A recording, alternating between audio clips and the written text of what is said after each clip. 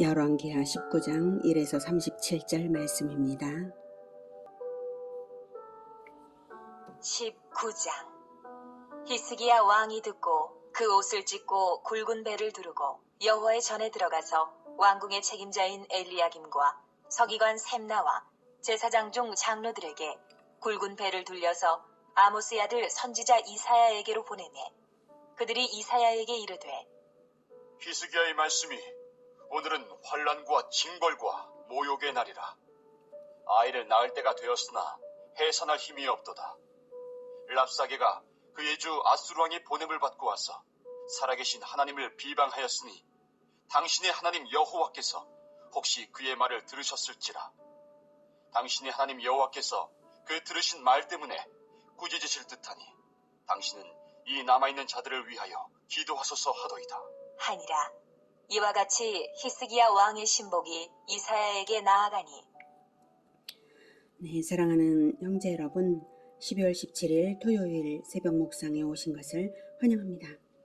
18장에서는 히스기야가 사악한 부왕 아하스의 노선과는 달리 반아수르 노선을 선택하고 종교개혁을 일으켰는데요. 북이스라엘을 멸망시킨 아수르가 남유다를 2차에 걸쳐서 침공한 것을 보았습니다. 1차 때는 성전의 금까지 벗겨내서 공물을 바쳐서 그들이 돌아갔는데요. 2차로 다시 침공한 이유는 히스기야와 애굽의 동맹을 깨뜨리려고 왔습니다. 아수르가 포위할 때를 대비해서 히스기야는 기혼샘을 예루살렘 성 안으로 흐르도록 지하 물길도 만들고 성도 쌓고 무기도 만들었지만 기마부대도 없는 히스기야가 아수르의 18만 5천 군사력을 당해낼 수는 없기 때문에 버티는 것 외에는 대안이 없는 상태입니다. 그리고 아수르의 사네립이 보낸 랍사게가 와서 예루살렘을 협박하며 하나님을 모독하는 말을 하였습니다. 1절. 히스기야 왕이 듣고 옷을 찢고 굵은 배를 두르고 여호와의 전에 들어가서 왕궁의 책임자인 엘리야김과 서기관 셈나와 제사장 중 장로들에게 굵은 배를 돌려서 아모스의 아들 선지자 이사야에게로 보내매. 옷을 찢고 굵은 배를 두르는 것은 고통을 표현하며 회개하는 것이고 하나님의 긍휼히 여기심을 바라는 행위입니다. 히스기야는 자기는 성전에서 기도하러 들어가고 신하들을 굵은 배옷을 입혀서 이사야 선지자에게 보내서 기도 요청을 한 것입니다. 이때도 이 태도 자체가 1차 침공 때와는 아주 다르죠. 1차 침공 때는 세상적인 방법으로 문제 해결을 하려고 한 것인데 그것이 아무 소용없음을 느꼈는지 이제 하나님밖에는 구해줄 자가 아무도 없음을 느낀 히스기야입니다. 한편 이사야 선지자는 아사랴 즉 우시야죠. 우시야, 요담, 아하스, 히스기야, 므낫세 때까지를 장기간 활동한 선지자인데요. 아하스 때는 유다가 아수르와 동맹을 맺는 것을 비판하였고 히스기야 때는 애굽과 동맹을 맺는 것을 반대했습니다. 오직 하나님만 의지하라 라고 말을 했습니다. 그러나 왕들은 아수르나 애굽을 의지했는데요. 그러한 때에 이사야는 왕들을 위해 기도하며 돕는 일에 최선을 다했습니다. 이러한 이사야의 최후 행적은 분명하지는 않은데요. 유대 전승에 따르면 므낫세 왕 때 순교를 당했다고 합니다.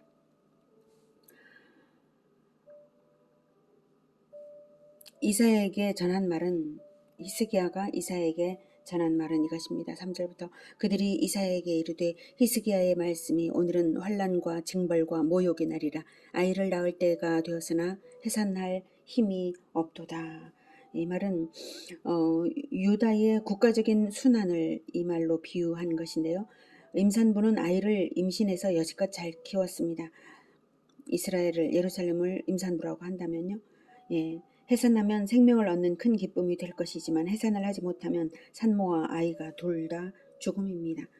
그렇듯 히스기야는 지금까지 부왕 아하스와는 달리 종교개혁을 힘껏 해왔고 국가 안보를 위해서도 온 힘을 다해서 애를 썼습니다. 그 모든 노력의 결실을 보지 못한 채 나라가 멸망될 위기라는 뜻이죠. 4절. 랍사게가 그의 주 아수르 왕의 보냄을 받고 와서 살아계신 하나님을 비방하였으니 당신의 하나님 여호와께서 혹시 그의 말을 들으셨을지라 당신의 하나님 여호와께서 그 들으신 말 때문에 꾸짖으실 듯하니 당신은 이 남아있는 자들을 위하여 기도하소서 하더이다 하니라. 사실 남아있는 자들 맞죠? 유다의 수십 개의 성읍을 이미 다 빼앗겼거든요. 그래서 예루살렘만 남아있는 상태였어요. 자, 이제 히스기야는 지금까지 자, 이사야에게 히스기야가 내 하나님이나 우리 하나님이라는 표현을 쓰지 않고 당신의 하나님 여호와라고 표현한 것은 이사야의 신령함을 높이 산 것이고 그 앞에서 겸손을 나타낸 것입니다. 그리고 랍사게의 신성 모독에 대해 하나님의 징계를 요청하는 기도를 해달라 했습니다. 5절부터 이사야가 그들에게 이르되 너희는 너희 주에게 이렇게 말하라.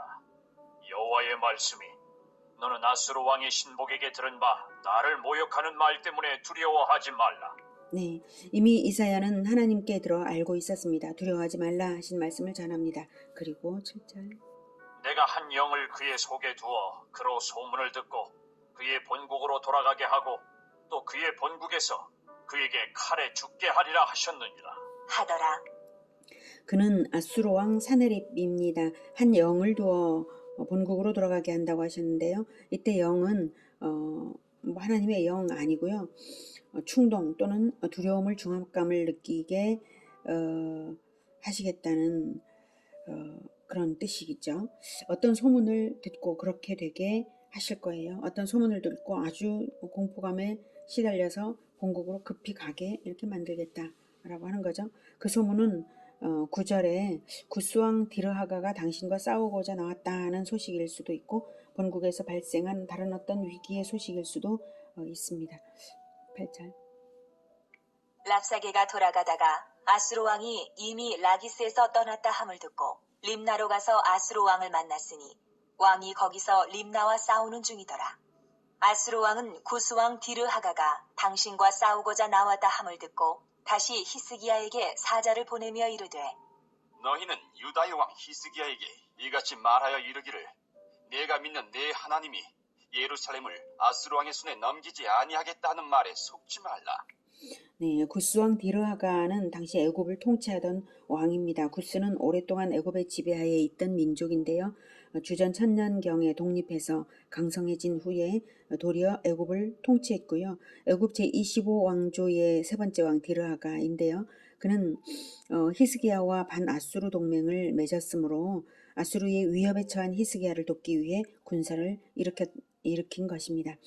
그러자 아수르 왕 사네립은 빨리 히스기야를 항복시키기 위해 재차 편지를 보내는데요. 림나와 싸우는 중에 구스의 공격을 받으면 곤란해질 텐데 히스기야까지 일어나면 안 된다는 생각이었겠죠.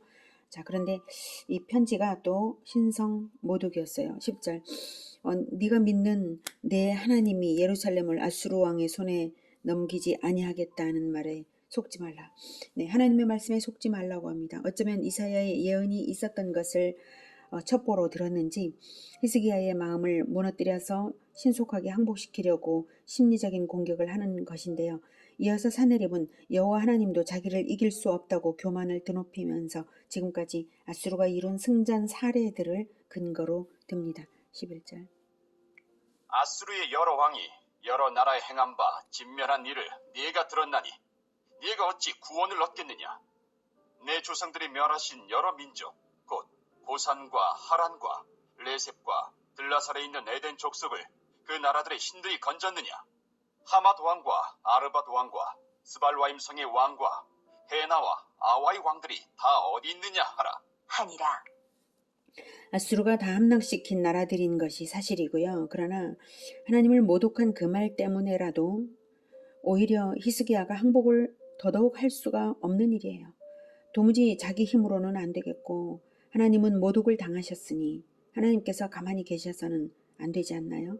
산네립의 신성 모독 발언에 대해 히스기야는 아주 의분이 일어났습니다. 원통했습니다. 그래서 히스기야는 하나님 앞으로 나아갑니다. 14절 히스기야가 사자의 손에서 편지를 받아보고 여호와의 성전에 올라가서 히스기야가 그 편지를 여호와 앞에 펴놓고 그 앞에서 히스기야가 기도하여 이르되 그룹들 위에 계신 이스라엘의 하나님 여호와여, 주는 천하 만국의 홀로 하나님이시라. 주께서 천지를 만드셨나이다. 여호와여, 귀를 기울여 들으소서. 여호와여, 눈을 떠서 보시옵소서. 산헤립이 살아계신 하나님을 비방하러 보낸 말을 들으시옵소서. 여호와여, 아수르 여러 왕이 과연 여러 민족과 그들의 땅을 황폐하게 하고 또 그들의 신들을 불에 던졌사오니 이는 그들의 신이 아니요 사람이 손으로 만든 것 곧 나무와 돌뿐이므로 멸하였나이다. 우리 하나님 여호와여, 원하건대 이제 우리를 그의 손에서 구원하옵소서. 그리하시면 천하 만국이 주 여호와가 홀로 하나님이신 줄 알리이다 하니라. 히스기야의 기도에서 우리가 본받을 만한 점들이 많이 있습니다. 첫째, 사네립의 편지를 펴놓고 기도했죠. 자신의 문제를 낱낱이 아뢰는 태도입니다.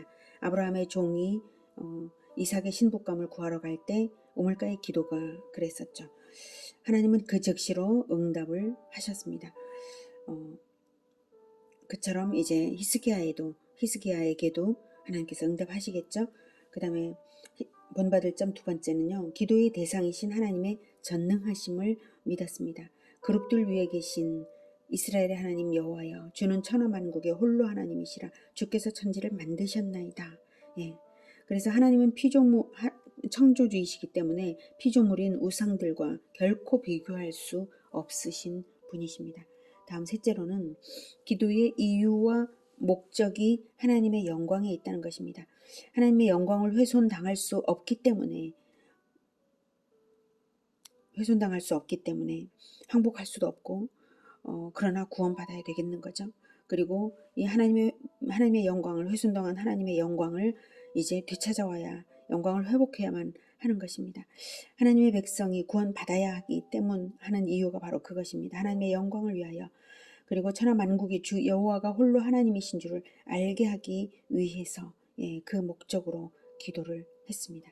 이 기도를 들으시고 응답하십니다. 20절.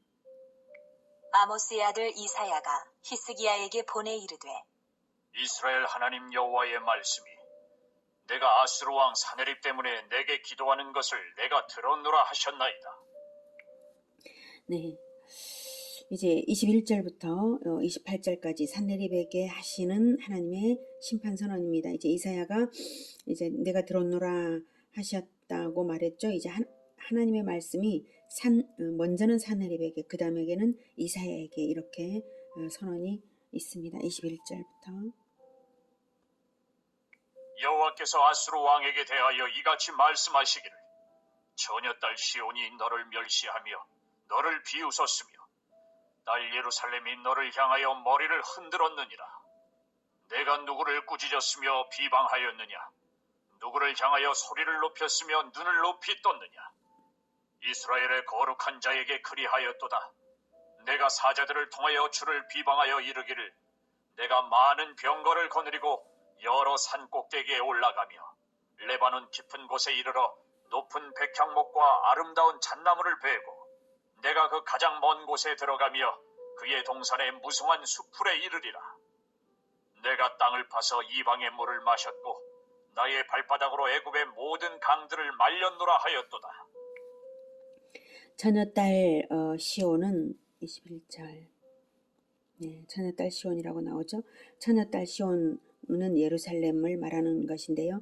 예루살렘이 이방인의 발에 짓밟혀서는 안 되는 순결한 성읍임을 강조하기 위한 표현입니다. 지금 예루살렘은 산헤립을 비웃을 만한 처지가 못 되지만 산헤립이 감히 이스라엘의 거룩한 자 하나님 앞에서 비방하고 그 눈을 치켜뜨고 소리를 높였으므로 하나님의 심판으로 말미암아 그렇게 되리라고 하시는 것입니다. 23, 24절은 산헤립이 자기 신하들 앞에서 호언 장담을 이제 한 것인데 그것을 하나님께서 다 아시고 그대로 말씀하신 것입니다. 그리고는 이제 반박하십니다. 25절부터. 내가 듣지 못하였느냐? 이 일은 내가 태초부터 행하였고 옛날부터 정한 바라. 이제 내가 이루어 너로 견고한 성들을 멸하여 무너진 돌무더기가 되게 함이니라. 그러므로 거기에 거주하는 백성이 힘이 약하여 두려워하며 놀랐나니 그들은 들의 채소와 푸른 풀과 지붕의 잡초와 자라기 전에 시든 곡초같이 되었느니라. 네, 산헤립이 자만하여서 자기가 이룬 일로 여기는 그것들은 실상은 하나님께서 주관하심으로 말미암아 되어진 일이라는 뜻입니다. 게다가 그게 어느 정도 때부터냐면 태초부터 그것을 정하여서 행하였다는 뜻입니다. 옛날부터 정하여서 내가 행하니까 네가 그렇게 정복한 것이지 네 힘으로 된 줄 아냐, 이렇게 말씀을 하시는 거예요. 하나님께서는 역사를 주관하십니다. 이스라엘의 역사만 아니라 온 세계의 역사를 주관하고 계신 것입니다. 이스라엘의 대적의 역사까지도 하나님께서 그렇게 주관하고 계셨다는 것입니다. 하나님께서 역사를 주도해 나가시는데 이렇게 누구를 중심으로 하고 계시냐면 그 연약한 이스라엘을 중심으로 역사를 진행시키고 계신 것입니다. 지금 연약한 이스라엘, 유다를 중심으로 유다에게 이런 것이 필요했던 것이죠. 유다를 연단시키기 위해서 아수르를 지금 사용하고 계심을 알 수가 있습니다. 하나님께서 하신 일을 가지고 마음이 높아져서 오히려 하나님을 모독하냐, 이렇게 하는 이런 뜻으로 말씀하셨습니다. 27절. 내 거처와 내 출입과 내가 내게 향한 분노를 내가 다 아노니 내가 내게 향한 분노와 내 교만한 말이 내 귀에 들렸도다. 그러므로 내가 갈고리를 내 코에 꿰고 재갈을 내 입에 물려 너를 오던 길로 끌어 돌이키리라 하셨나이다. 네, 야생동물을 잡아서 끌고 가듯이 산헤립을 잡아서 본국으로 끌고 가시겠다는 말씀입니다. 29절부터는 히스기야에게 주시는 말씀입니다. 또 내게 보일 징조가 이러하니 너희가 금년에는 스스로 자라난 것을 먹고 내년에는 그것에서 난 것을 먹되 제3년에는 심고 거두며 포도원을 심고 그 열매를 먹으리라. 네, 유다가 아수르의 침략으로 국토가 황폐화되어 있는데요. 2년간은 재건의 기간이라서 야생식물을 먹어야 하겠지만 3년 차에는 결실을 먹을 수 있다는 것입니다. 이제 아수르가 돌아갈 거니까요. 30절. 유다 족속 중에서 피하고 남은 자는 다시 아래로 뿌리를 내리고 위로 열매를 맺을지라. 남은 자는 예루살렘에서부터 나올 것이요 피하는 자는 시온산에서부터 나오리니 여호와의 열심히 이 일을 이루리라 하셨나이다. 하나님께서 언약 성취에 대한 열심으로써 반드시 언약대로 이루시기 때문에 뿌리를 내리고 열매를 맺는 생명력으로서 믿는 자들의 계보가 이어져 갈 것이며 예루살렘에 속한 자가 남게 되고 시온산 출신이 구원을 받을 것이라는 말씀입니다. 여기서 예루살렘에 속한 자, 시온산 출신은 바로 다윗 언약으로 남은 자들, 아브라함의 언약, 아브라함과 이삭과 야곱의 언약, 그리고 다윗의 언약, 이 모든 언약에 충실한 자, 언약으로부터 나온 자, 언약으로부터 언약을 믿어서 구원을 얻은 자, 하나님으로부터 나온 자들이 남는다는 것입니다. 이 말씀은 히스기야 당시의 구원은 물론 훗날 모든 지파가 멸망한다 할지라도 예루살렘과 시온에 속한 자는 반드시 남아 승리하게 된다는 말씀입니다. 예루살렘과 시온에 속한 자, 즉 다윗 언약을 믿는다면 다윗의 후손, 영원한 그리스도, 영원한 왕 그리스도가 태어나서 우리를 다스릴 것이라는 것을, 그것을 믿는 자들을 의미하는 것입니다. 우리가 영원한 왕이신 예수님께서 재림주로 오실 것을 믿고 있지 않습니까? 바로 그런 사람들입니다. 예루살렘과 시온은 언약을 강력하게 붙들고 있는 교회 공동체를 의미합니다. 시온은 다윗성이죠. 시온은 특히 다윗 언약을 붙든 공동체를 말합니다. 그러므로 다윗의 후손 예수 그리스도 중심의 교회 공동체야말로 결코 무너지지 않는 언약 공동체여 끝까지 남는 자들이 된다는 이중적 예언의 말씀입니다. 그러니 이 언약을 우리가 굳게 마음에 새겨야 합니다. 다시 오실 것, 그리고 새하늘과 새 땅을 주실 것, 완전한 승리를 하시고 최후의 심판을 거쳐서 영원한 나라로 들어갈 바로 그것을 우리가 마음에서 이뤄지지 말아야 하겠습니다. 32절. 그러므로 여호와께서 아수르 왕을 가리켜 이르시기를 그가 이 성에 이르지 못하며 이리로 화살을 쏘지 못하며 방패를 성을 향하여 세우지 못하며 치려고 토성을 쌓지도 못하고 오던 길로 돌아가고 이 성에 이르지 못하리라 하셨으니 이는 여호와의 말씀이시라. 내가 나와 나의 종 다윗을 위하여 이 성을 보호하여 구원하리라 하셨나이다. 하였더라. 다윗 때문에 이렇게 구체적으로 보호를 약속하셨더니 정말로 그렇게 이루어지는데요. 신기하게도 초자연적인 이적으로서 이루어졌습니다. 35절. 이 밤에 여호와의 사자가 나와서 아수르 진영에서 군사 18만 5천 명을 친지라. 아침에 일찍이 일어나 보니 다 송장이 되었더라. 아수르 왕 사네립이 떠나 돌아가서 니느웨에 거주하더니 그가 그의 신 니느록의 신전에서 경배할 때에 아드람멜렉과 사레셀이 그를 칼로 쳐 죽이고 아라라 땅으로 그들이 도망하매 그 아들 에살 핫돈이 대신하여 왕이 되니라. 네, 방금 성호가 니스록인데 니느록이라고 읽었네요. 예, 정정하고요. 사네립은 아침에 일어나 보니 자기 군사 18만 5천 명이 죽어 있는 것을 보고 기겁해서 돌아갔습니다. 하나님의 심판은 거기서 멈춘 것이 아닙니다. 사네립이 자기 신 니스록에게 경배를 해봤자 바로 그 신전에서 자기의 두 아들 아드람멜렉과 사레셀에게 쳐 죽임을 당했습니다. 아드람멜렉과 사레셀은 또 다른 아들 에살핫돈이 그들을 죽이고 즉위했습니다. 오늘은 위기 앞에서 하나님의 영광이 모독당함을 통분히 여기면서 하나님의 영광과 하나님 백성의 구원을 위하여 펼쳐 기도한 히스기야의 기도에서 배웠습니다. 또한 하나님 앞에서 교만한 자를 하나님이 엎으시는 것도 보았습니다. 오직 우리 주 하나님 밖에는 천지만물을 주관하시는 분이 없으시고 전능으로서 반드시 승리하시는 분이십니다. 그러나 자기 백성을 1년, 2년, 3년 인내로서 연단시키시며 남은 자들, 피하는 자들을 기다리시는 하나님이십니다. 그 남은 자들을 기다리시기 위하여 언약을 주시고 그리고 연단으로서 그 과정을 이끌어 가시는 것입니다. 하나님의 열심은 그저 겉멋뿐인 자들이 아니라 인고의 세월을 거치면서도 끝까지 남은 자들을 위하여 일하시는 것입니다. 우리 모두가 바로 그 남은 자들, 언약을 지킴으로써 남은 자들, 언약을 바라고 계명을 지킴으로써 남은 자들, 피한 자들로 끝까지 남아 시온 공동체가 되기를 기원합니다. 기도하겠습니다. 하나님, 남은 자들은 예루살렘에서 나오고 피하는 자들이 시온 산에서 나온다고 하셨습니다. 하나님, 우리가 그 다윗 언약을 결코 잊지 않고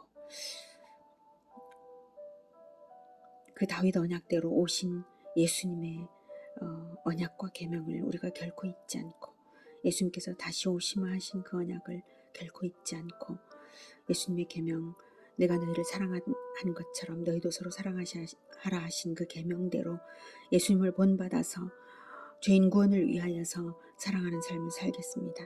그리고 예수님께서 주신 사명, 모든 민족 복음화와 제자화를 위하여 나아가겠습니다. 포기하지 않고 모든 민족을 제자화하는 것이 우리 힘으로 가당치도 않은 일이지만 그러나 전능하신 하나님께서 명하신 사명이므로 믿고 오직 전능하신 하나님의 능력으로 이루어질 것을 믿고 원수를 쳐서 물리치실 하나님을 믿고 끝까지 가겠습니다. 언약으로 남아 있는 자가 되겠습니다. 주님 도와 주시옵소서. 우리의 마음을 붙잡아 주셔서 언약에 충실한 자들 다 되게 도와 주시옵소서.